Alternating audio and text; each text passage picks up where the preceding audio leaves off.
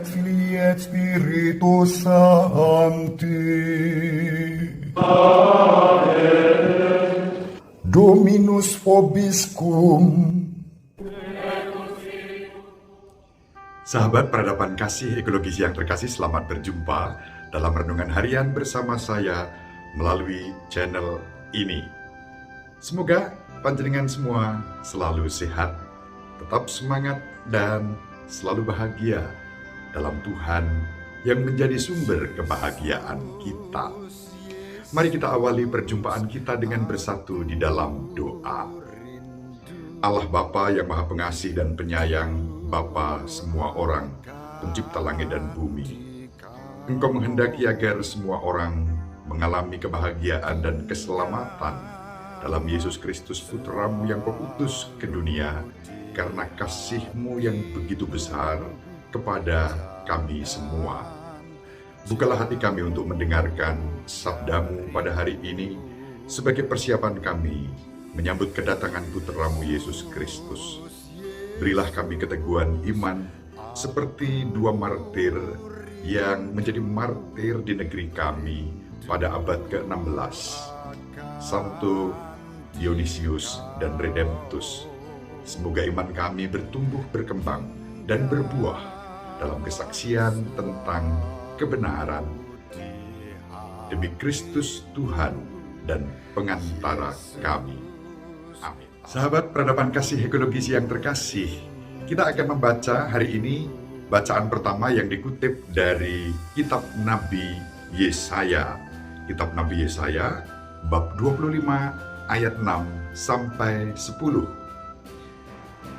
Di Gunung Sion, Tuhan semesta alam akan menghidangkan bagi segala bangsa suatu jamuan dengan masakan mewah, dengan anggur yang tua benar, suatu jamuan dengan lemak dan sumsum, dan dengan anggur tua yang disaring endapannya. Di atas gunung itu, Tuhan akan mengoyakkan kain kabung yang diselubungkan kepada segala suku, dan tudung yang ditudungkan kepada segala bangsa.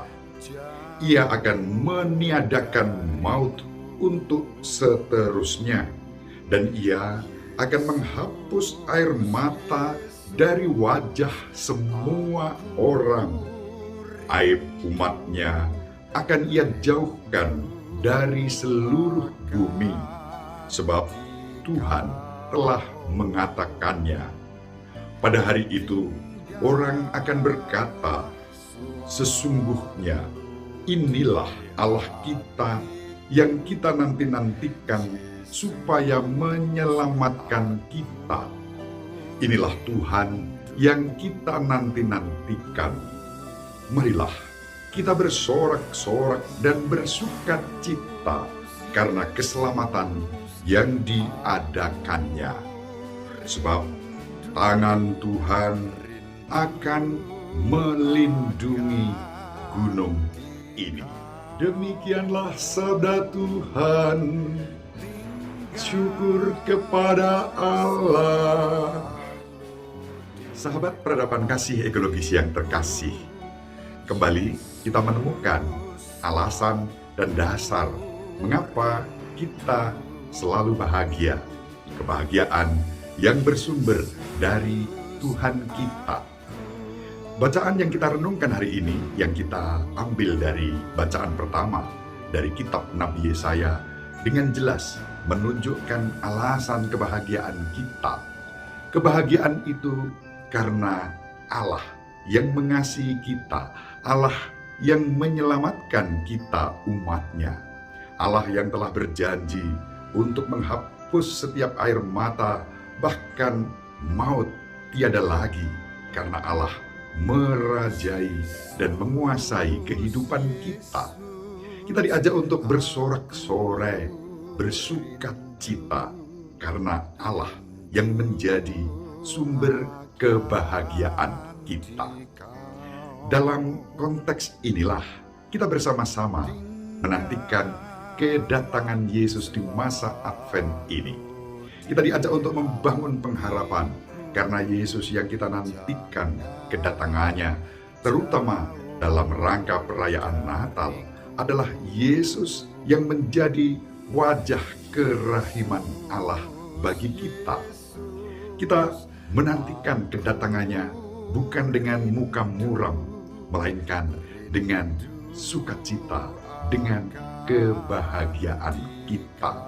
Dan kebahagiaan itu tidak diukur dengan hal-hal yang bersifat duniawi, yang bersifat material, yang bersifat finansial, ekonomis, melainkan kebahagiaan karena Allah sendiri yang menjamin kehidupan kita.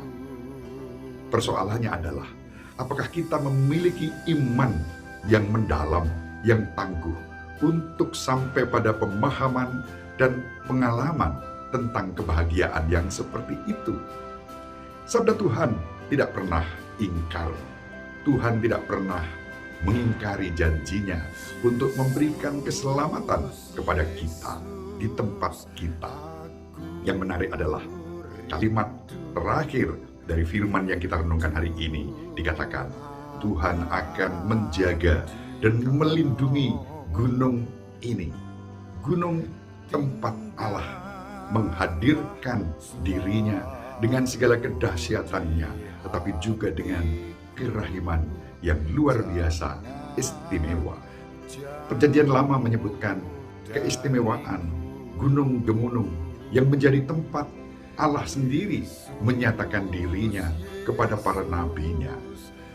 Yesus sendiri dalam hidupnya, dalam karya publiknya, juga menikmati relasi dengan Allah yang diperkenalkannya sebagai Bapa kita melalui suasana-suasana teduh di atas bukit, di atas gunung. Gunung secara alkitabiah melambangkan tempat yang suci, yang dijaga oleh Allah sendiri, seperti dikatakan dalam bacaan hari ini.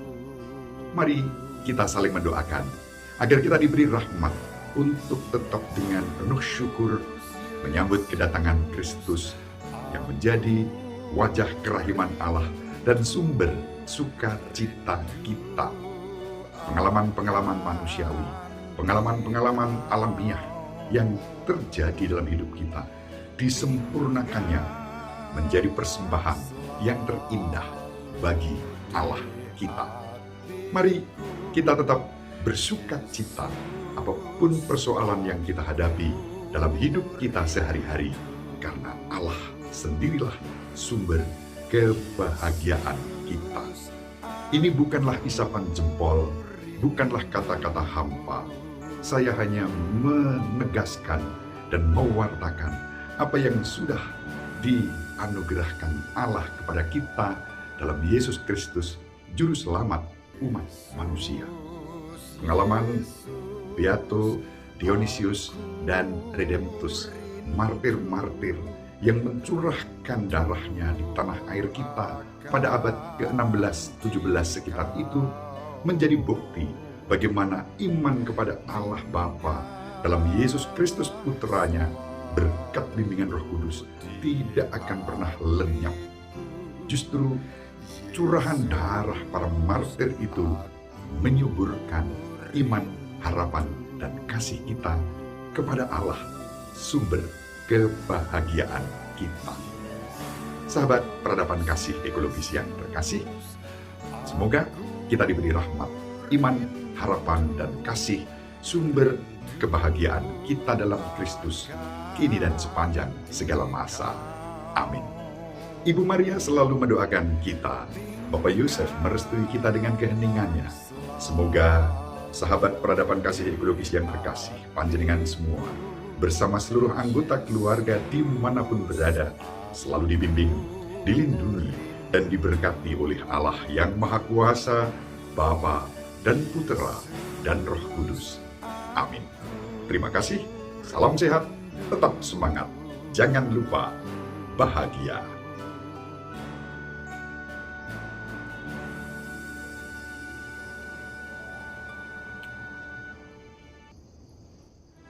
Sahabat peradaban kasih yang terkasih, sampai jumpa pada episode berikutnya. Terima kasih atas kebersamaan kita. Salam peradaban kasih ekologis, berkah dalam